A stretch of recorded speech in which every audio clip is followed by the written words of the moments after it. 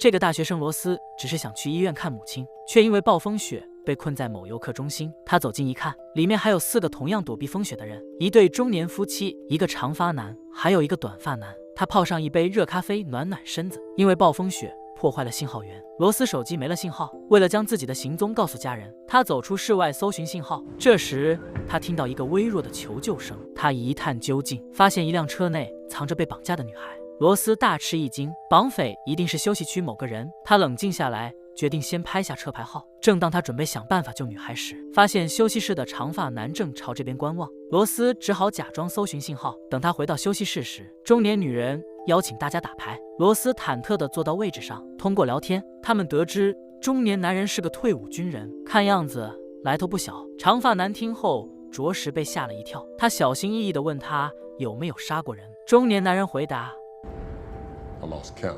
随着时间的推移，长发男状态越来越可疑，脾气变得暴躁不安，一言不合就甩牌。所有人都一脸震惊地盯着他。意识到失态的他匆匆离场。他的举动也让罗斯更加肯定他就是绑匪，于是借口到卫生间想报警，但手机没信号，打了几遍都不行。无奈下，他发了求救信，并将绑匪的车牌一同发出。可想而知，短信未能发送成功。罗斯担心车上的女孩被冻死，决定还是先将她救出来。他在杂物间找了几个合适的工具，撬开卫生间的后门，拐了好几个弯，终于绕到车后面，并撬开车门。当他进车内时，女孩已经被冻得瑟瑟发抖。正当罗斯准备将她松绑时，长发男也来到了车里。情急之下，罗斯拿了个毛毯将自己包住。长发男上车也没发现异常，他打开车内的暖气，并警告女孩别轻举妄动。躲在毛毯下的罗斯拿着小刀想要偷袭，但看到对方后口袋的手枪时，不敢轻举妄动了。他心想，还是得找个人来帮忙。等长发男回屋内后，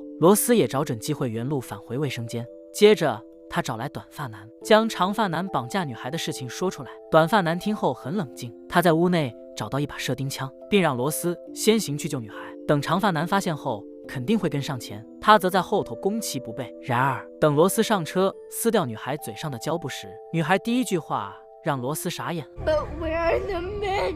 这时罗斯才意识到绑匪不止一个。他透过窗户向外查看，才知道长发男跟短发男是一伙的，两人一同朝车子这边走来。等他们猛地将车门打开时，罗斯早已不在了。他顺着后门逃回了卫生间，但短发男也不是吃素的，一进门就拦住罗斯的去路。他威胁罗斯最好闭嘴，不然休息区的人都得完蛋。迫于对方的压力，罗斯只好装作什么都没发生。大家又坐到一起谈天说地。然而，罗斯透过玻璃门发现女孩已经走出车外，长发男也发现了状况，他顾不上那么多，直接走出休息区。罗斯和短发男也相继离开。这时，罗斯在卫生间拿起武器偷袭短发男，但男人在体力上还是占据优势，3两下就将罗斯打倒在地。就在罗斯差点被掐断气时，长发男从后门进来，表示没找到女孩。短发男一下懵了，他想到或许可以利用罗斯将女孩引出来。就在两人在一旁商量对策时，罗斯趁机捡走他们掉落的车钥匙。随后，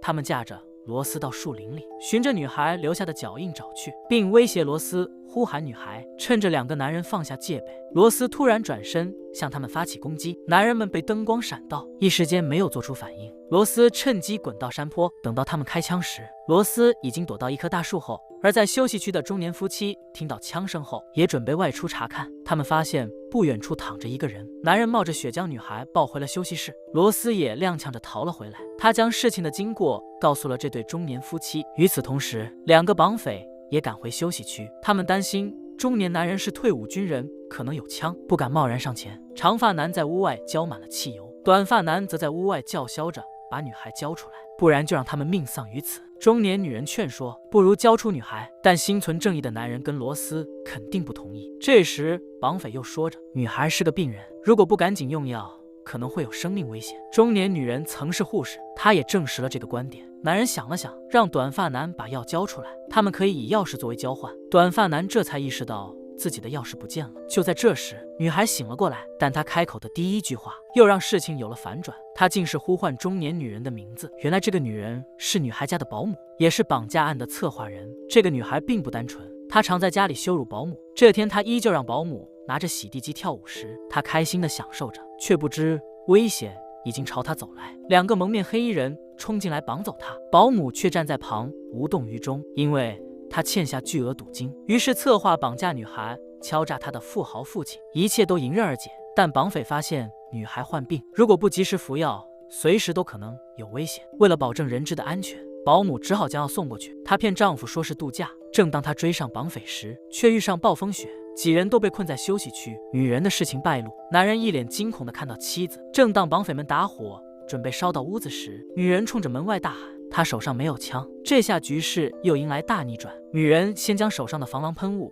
喷向罗斯，然后跟一旁的老公解释。男人还没反应过来，女人就将挡在门的椅子移开。短发男持枪冲进来，控制了局面。女人先将罗斯移动一旁，并将药注射进女孩的身体，然后起身跟绑匪谈判。此时他还很天真，没想到短发男直接一枪将中年男人干倒，女人吓得大叫，她愤怒地冲上去，短发男又一枪将她送上西天，接着捡起地上的射钉枪，将罗斯拉到墙边，硬生生地将罗斯的手钉在墙壁上。罗斯痛得浑身冒汗，但他并没有放弃求生欲望。而一旁的长发男看到这突发场面，吓得卷缩在地上。短发男将他拉到卫生间，冷静。罗斯趁着这个空档想拔掉螺丝钉，但身体根本无法承受这剧痛。绝望之际，他看到地上一把起钉锤，但距离太远，他根本无法拿到。这时他让躺在地上的女孩帮忙。等到2个绑匪出来时，罗斯也要将起钉锤藏在身后。绑匪逼问罗斯将车钥匙放哪了，罗斯死活不开口。他知道如果说了，他们也活不了。这时一部手机响起，原来罗斯发的求救信息发送成功了。绑匪意识不妙，得赶紧撤离。他直接抓起女孩的手，威胁罗斯如果不说钥匙的去处，就将女孩的手钉在地上。罗斯只好说出钥匙所藏之处。短发男将枪留给长发男在这里守着，自己则去找车钥匙。他走后，罗斯意识到机会来了，他劝说女孩去将灯关掉。女孩小心翼翼走向开关。长发男虽然嘴上威胁着，但罗斯看出长发男人性本善，不会真的杀害他们。当女孩关掉灯的那一刻，罗斯迅速拔出钉子。等长发男转身去开灯时，罗斯重重的一锤砸下去。等短发男回来时，罗斯已经拿枪劫持长发男了。短发男拿着射钉枪，步步紧逼。就在双方僵持不下时，女孩突然拿起锤子，重重的砸向短发男。她手中的射钉枪就这样发射出去，精准的射在长发男的额头。短发男这下慌了，赶忙上前搀扶，要带他去医院。罗斯则趁这个机会一步步向屋外退去。没想到绑匪2人刚走到门边，长发男脚一滑倒了下去，彻底狗带。短发男彻底怒了，他走出门外，朝罗斯启动的车子疯狂扫射，车胎被打爆，车子撞上了一旁的路灯，冲击力让2人晕了过去。短发男看了看报废的车子，再回头看了眼死去的弟弟，生无可恋的将休息区烧毁。等了几分钟后，他准备离开。罗斯这时恰巧苏醒过来，而警察也在这时赶到现场。短发男很狡猾，躲到一辆车后面，向警察大喊自己遭遇绑匪。还没等他说完，罗斯就探出头来，举起手枪，一把将短发男击中。这场面，警方一下就认为罗斯才是坏人，毫不犹豫向罗斯开了一枪。躺在地上的短发男见到机会来，捡起地上的手枪，反杀了警察。中枪的罗斯正躺在床上痛苦地抽搐着，现在只要短发男一枪，